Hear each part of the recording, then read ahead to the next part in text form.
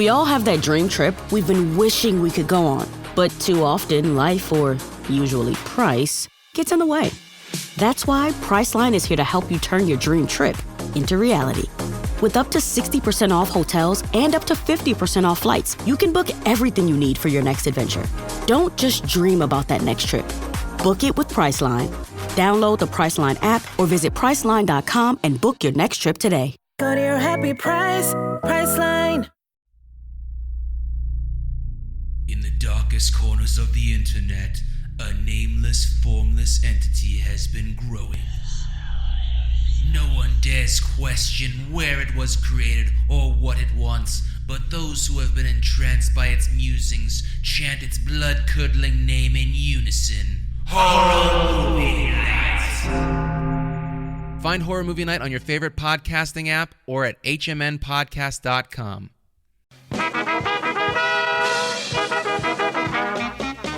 We're here to entertain you. We'll sing your songs. Hey there, are you obsessed with things that happened before your time? Well, if you are, join me, the host of Before My Time, Kelsey Laurie, to discuss the wonders of the yesteryears that we weren't around to enjoy ourselves. You can find us on all podcast platforms. Dixieland's a-playing, soon you'll be swaying, so come on, sing along.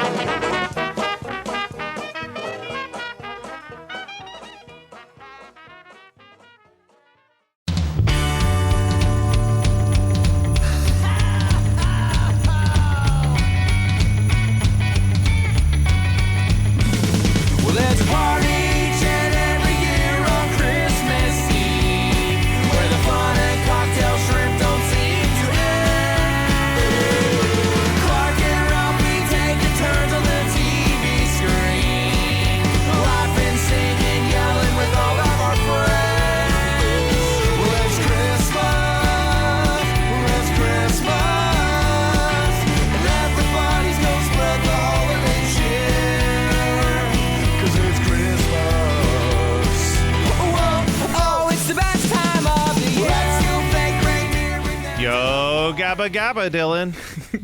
Yo Gabba Gabba, Matt. I know very little about Yo Gabba Gabba. Here's the base Which level. Which is wild to me, because I feel like you should know more about it. Here's the base level of what I know about Yo Gabba Gabba. Yeah. I know that it's created by the Aquabats, or at least Stephen Christian from the Aquabat, or I don't know who Stephen Christian is. Scott and Christian. I was going to say it's Christian Jacobs is the person I'm thinking of, but yes. Yes, Christian Jacobs, but also it's like the co-creator is Scott Schultz, who also worked with the Aquabats back in the day as well. Yeah, and I know that it's a kid's show that's supposed to be kind of a throwback to like the Sid and Marty Krofft style kid shows like HR Puffin stuff and similar. Mm-hmm. I know that it's packed with like punk and underground cameos and lots of weird stuff. We've covered one episode on Weird Algorithm because there was an episode where Al Yankovic played a traveling circus. I want to read off like some of the stars that they've had. Yeah, go for it. Like, okay. This is all wiki, but again, over hundreds of people. But here's just some of the people that are listed. Mos Def, Bootsy Collins, Jimmy Eat World, Taking Back Sunday, the Aquabats naturally, Devo, Chromeo, MyChem, Weezer, The Roots, MGMT, The Shins, The Flaming Lips, Maya, Erykah Badu, Rob Dyrdek, there's a Weird Al, Mariachi El Bronx, which is the mariachi side project of the Bronx. Yeah, it's so absolutely insane list. Basically, and I kind of texted this to you, is Yo Gabba Gabba was that variety musical show. Jack Black, of course, as well. Yo Gabba Gabba was the variety musical show with interstitial moments, and basically Christian Jacobs, MC Bat Commander, basically just called on all of his hookups from the music world and were like, hey, come be on this show. And I'm going to be completely honest, 9 times out of 10, those musical performances were fantastic. Well, so they have a lot of good jams. With my experience of watching the one episode of Yo Gabba Gabba, I obviously loved the musical performances, and I loved Al being there, but you know, in that way that I find Sesame Street charming, and that I think Sesame Street does a good job of entertaining the adults and the children through jokes and even stuff like Bluey. I did find that when I was just hanging out with these costumed characters, I was more annoyed than charmed at a certain point. Yeah, and I think that's going to translate a lot when we talk about this album. Yeah, I didn't hate this. I was shocked by how many songs I actually put on my Christmas list from this album. But again, I probably put 6 songs out of 20 on my Christmas playlist. But so let's start with the very first track. But what is cool, hold on, because what is cool is Bat Commander would also bring these characters out at Aquabat shows. Like the first time I saw the Aquabats in 2011, they fought like the yellow robot guy. And like that's really cool. I think that I like that like weird extended universe of that, honestly, that the Aquabats kind of became, where they're like, is this for adults? Is this for kids? Hey, it's for both, and we're just having fun. Exactly. So I really like that. But this definitely leans more towards the it leans more towards the generation. kids stuff. And we're not, you know, normally when we do an album, you hear all the songs. There's so many songs on this that are like 5 seconds long or instrumentals and all that jazz. I'm still going to try to go through it track by track, but I don't think I'm going to take the time to insert most, if any, of these songs into this episode because they're all so quick and short. And I also do want to point out that this is like a compilation of old stuff of all of their old Christmas stuff. This is not. I don't believe there might be something new on here. I have no idea if there's anything new. You're talking. Unfortunately, both of us are not well versed enough in Yo Gabba Gabba to know the new songs from the old songs. But we get the Yo Gabba Gabba, a very awesome Christmas special track, which I believe is just the Yo Gabba Gabba theme with like some sleigh bells mixed into it, and they basically call it a day. It's kind of fire. I like the bass. I'm into it, and I'm into the next song, Ready for Christmas. I wrote this one kind of slaps. Like, I had fun with Ready for Christmas. This is one of the probably better ones sung by the Monsters. Yeah. Which you like, this one is, if you didn't know that this was an Aquabats by adjacent project, it is this song sounds like an Aquabats song off of one of their newer albums. 100%. The reason why we're talking about this album, though, is track 3, My Chemical Romance, with Every Snowflake is Different, Just Like You. This song fucking rips. This is the reason to listen to this album. It is a really great song. It's probably the best song on the album, but there are some other good ones. It's not like this is the best song and it's garbage from here on out, but we've already hit a high. We've reached the peak. We reached the peak. And unfortunately, against almost everything I just said, the next track I think is such a low.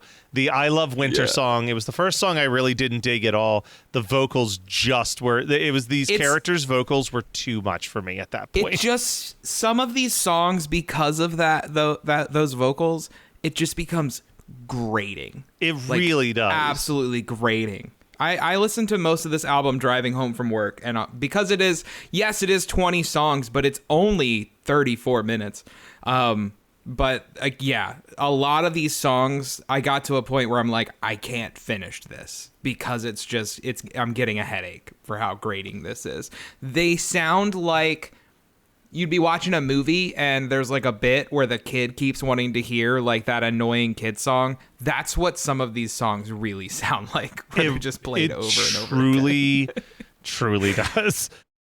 When you want your spring break to feel like and your kids' pool day to feel like and your hotel bed to feel like and room service to feel like. Because at Hilton, hospitality feels like... Your cabana's ready. Would you like fresh towels? It matters where you stay. Book now at Hilton.com. Hilton, for the stay. TaxAct understands you haven't memorized the tax code. That's why TaxAct has live experts to help. TaxAct can even do it for you if you prefer. It's the easiest way to know you're doing it right. Well, other than going back to college and obtaining a bachelor's degree in accounting with a minor in finance, then interning somewhere and becoming fluent in all tax forms. But that might be hard to accomplish before tax day. So maybe just stick with TaxAct. TaxAct. Let's get them over with. In the darkest corners of the internet, a nameless, formless entity has been growing. No one dares question where it was created or what it wants, but those who have been entranced by its musings chant its blood-curdling name in unison. Horror Movie Night! Find Horror Movie Night on your favorite podcasting app or at hmnpodcast.com.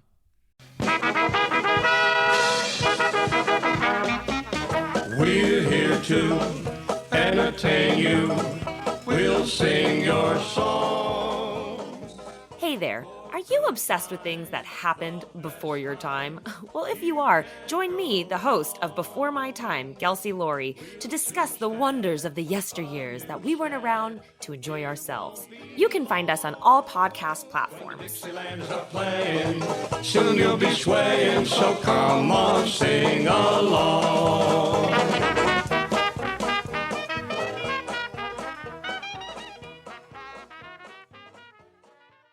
Put down that smartphone and listen to me. I'm Matthew Milligan, professional musician and lifelong Weird Al fan. Each week, I'm joined by professional podcaster and close personal friend Matt Kelly to take a dive off the deep end into the vast career of pop culture icon Weird Al Yankovic on our show, Weird Algorithm. Along with some very special guests from the worlds of music and comedy, we tackle every song, every television appearance, and every bit of sketch comedy Al has produced in chronological order, covering the good old days of My Bologna and Eat It, the fun zone of tacky and white and nerdy, and everything in between. As we go, we're ranking the songs, albums, and music videos in the hopes of creating the ultimate guide to a career bigger than the biggest ball of twine in Minnesota. So the next time you're having one of those days, stuck in a traffic jam, wondering why does this always happen to me, just kick off your sneakers and stick around for a while because we've got it all on Weird Algorithm, available wherever you get your podcasts. And now you know. Was that enough references? Let's kind of rope in all of these bits into one shot here. Leslie and Choir. Yeah, bits. we get Leslie and Choir. They do stuff Candy Cane, Mistletoe, and I think Christmas Wreath. I think it's just those three. These are so random, where it's just an artist, like a voice says, and now the Leslie and Choir present... Candy Cane, and then it's just a choir singing the word candy cane, and that's the end of the track. They are like 10 seconds long, max. And none of them worked for me. Christmas wreath. And yeah, it's just, I guess these are here because they were bits on the show. Maybe, but it just, this did not work for me. But back in when we get to Christmas time, featuring Jason Little, who I don't know who Jason Little is, but I liked this one. I thought this song kind of slapped. What I liked about this is this song reminds me of that weird synth band you showed me that was on like the Christmas... Oh, Joy Electric? Yeah, that's what this... I was like, this sounds like a Joy Electric song when I first heard it. With the synths, the bass, and then like almost the monotone vocals that are behind it. Yeah, I was for it. I'm into Christmas time. And I just looked it up. Jason Little is of the indie rock band Granddaddy, who I don't really know that band, but okay, I've heard of that band. My note for the next track, Decorate the Tree, I wrote, I almost hate how much I like this song because it is just these cartoon characters like, we're decorating the tree. This was another one that I was like, this is fucking grating. Yeah. See, this one didn't bother me as much as a few of the other ones. But the instrumental's really good. I think instrumental's a lot of fun. It does save it a lot. Listen, I like when Christian's singing because I like the Aquabats. Like I like when Backcommander's singing and he voices one of them. So when that's happening, I'm like, cool. Like this is just an Aquabats album. Yeah. But the voice that the female character does, like, sounds so... It reminds me of Elmo on the Rosie record, where I'm like, shut up. Like, just shut up. Oh boy, And there's I'm some so rage. sorry. There's some real rage coming out. Yeah, Christian Jacobs' voice is Plex, the yellow magic robot. Just for the record. So next up, we have Hot Chocolate featuring Colts. Now, I've heard of the band Colts. I don't think I've ever listened to the band Colts, but I don't think I have either. I just wrote that I really like the vibes on this one. I feel like this was like a chilled out Christmas tune that I was kind of into. Yeah, I've listened to plenty of these style of Christmas albums. I feel like this is right up there in the style of like a She and Him Christmas song and stuff like that. That like indie pop Christmas jam. Very low key, very chill. But yeah, I think this is another one, much like Every Snowflake is Different, on my playlist for sure. Yeah. Also threw on my playlist, I can't believe I'm saying it, track 9, Making Presents, in the same vibe as Decorate the Tree. Something about them just being like, making presents, with this cool instrumental underneath it. I was like, I'm into it. I think it works because none of them overstay their welcome. You know what I mean? Because they're like 45 seconds to a minute. I'm like, oh, this is like a fun random thing to put on like a bigger Christmas playlist. Yeah, but if your kid was like, can we listen to that one again? Oh, get out of my car. Can you play that one again? Kicking their ass right out the car. They can hitchhike home.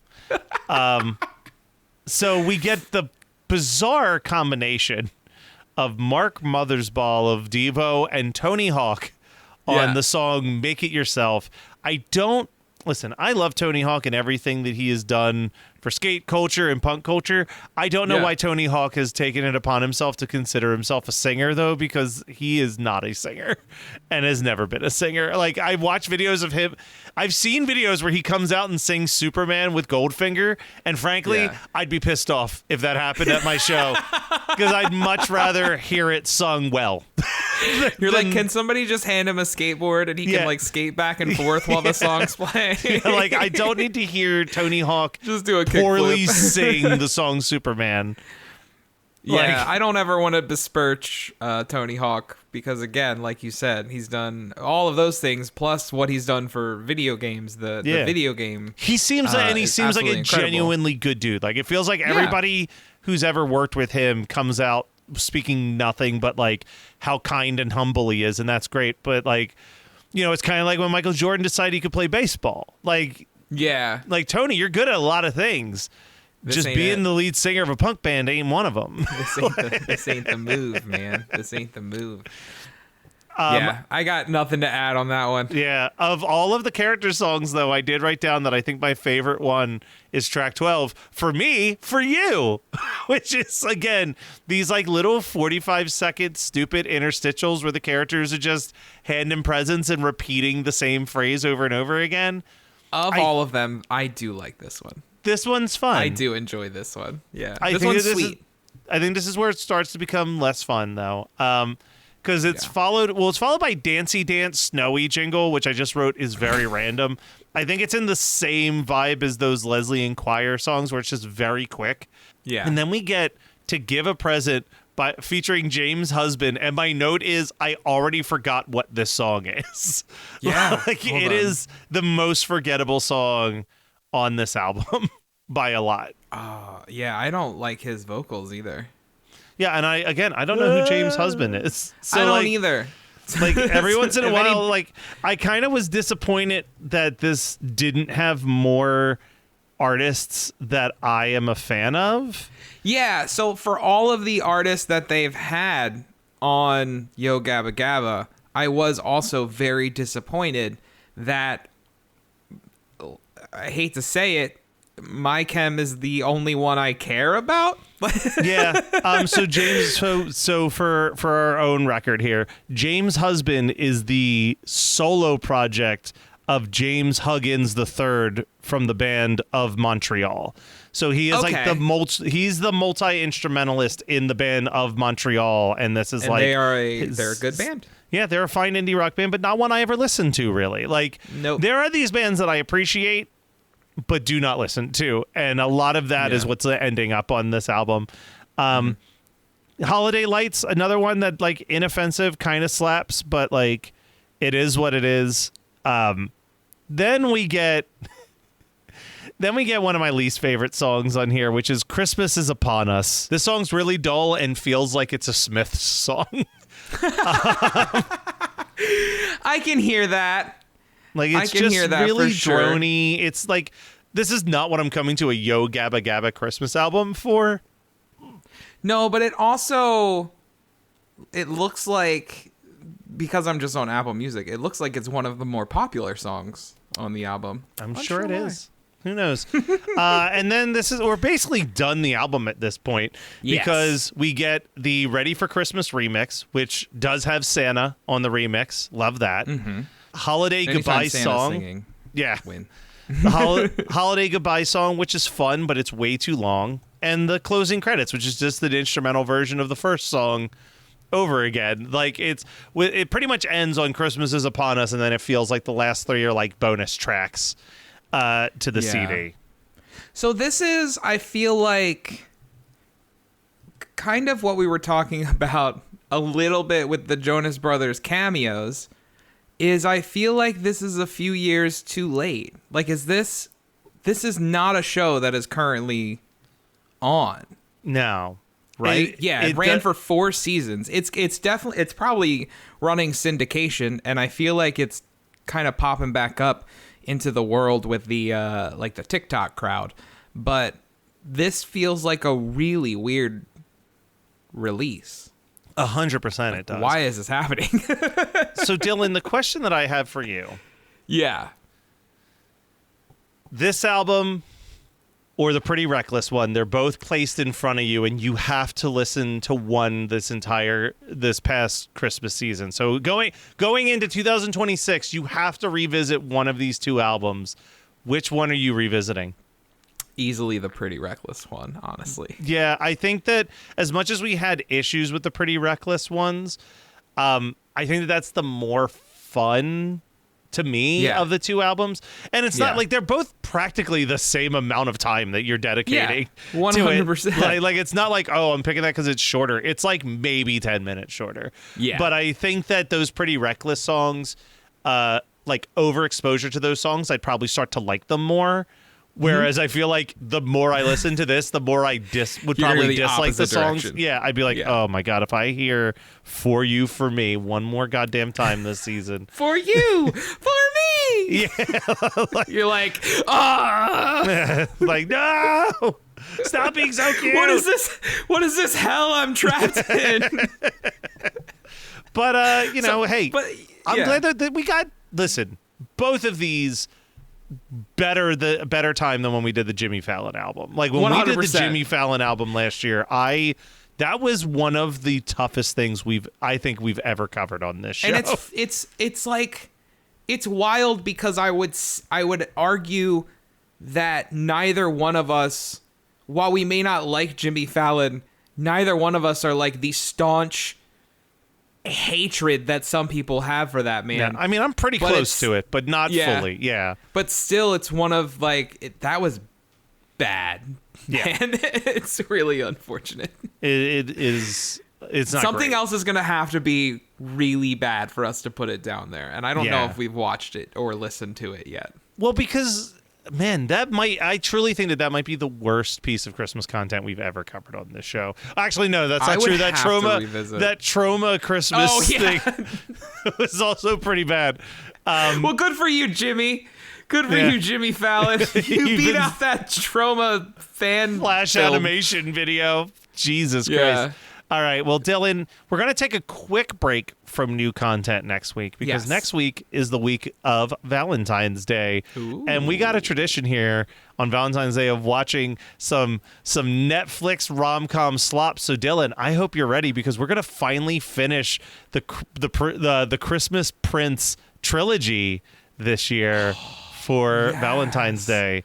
I'm very excited. That just means I'm going to have to sit down and watch all 3 of them again. Yeah, just to make sure you don't forget a single moment. I won't forget a single moment. Remember I was talking to you, I'm going to throw this in here real quick. Remember I was telling you how there's like this giant like there's like the cinematic universe of the Netflix. Yeah, the Netflix Christmas universe. Yeah, the Netflix Christmas universe. I was rewatching The Night Before Christmas today, and there's a scene that I completely forgot about where Jennifer Hudgens' character is decorating their house. Vanessa Hudgens. Yes, Vanessa Hudgens. Sorry, I don't know what I said, but Vanessa Hudgens, Jennifer Hudgens too. Vanessa Hudgens is decorating her house, and her friend pulls out a giant walnut thing, and she goes, "Oh, I remember this. I got this on my trip to Aldovia." Which, I'm like, "Oh, for crying out loud!" Just got so frustrated. I rolled my eyes into the back of my skull. You're like, oh my God, none of this makes sense. None of it does, but boy, you know what? Night Before Christmas, probably next year's Valentine's Day one. And then we can dive into the Princess Switch sequels, which I'm very excited for us to dive into. I'm excited for that too. Like, I'm ready for that one because I feel Princess like I really Switch, I think we're going to do before next Christmas. I think we have to. I need to see where this goes next because it gets wild. After I saw that there's there's like a triplet. Yeah, and then an identical cousin. Yeah, like this is getting bonkers, and I'm very excited to see where it goes. Well, Dylan, we'll figure that out later on. But next week, let's go back to Aldovia one more time for the royal baby. Whoa, whoa. Now we won't stop till the big ball drops on New Year's.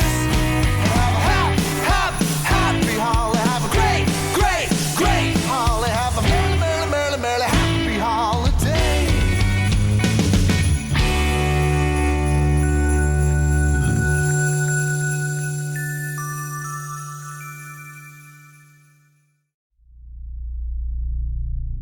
In the darkest corners of the internet, a nameless, formless entity has been growing.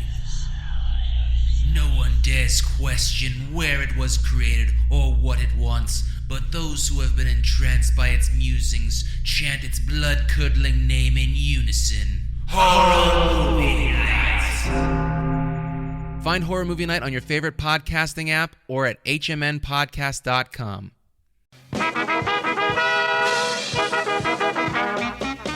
We're here to entertain you. We'll sing your songs. Hey there. Are you obsessed with things that happened before your time? Well, if you are, join me, the host of Before My Time, Kelsey Laurie, to discuss the wonders of the yesteryears that we weren't around to enjoy ourselves. You can find us on all podcast platforms. Dixieland's a playing, soon you'll be swaying, so come on, sing along.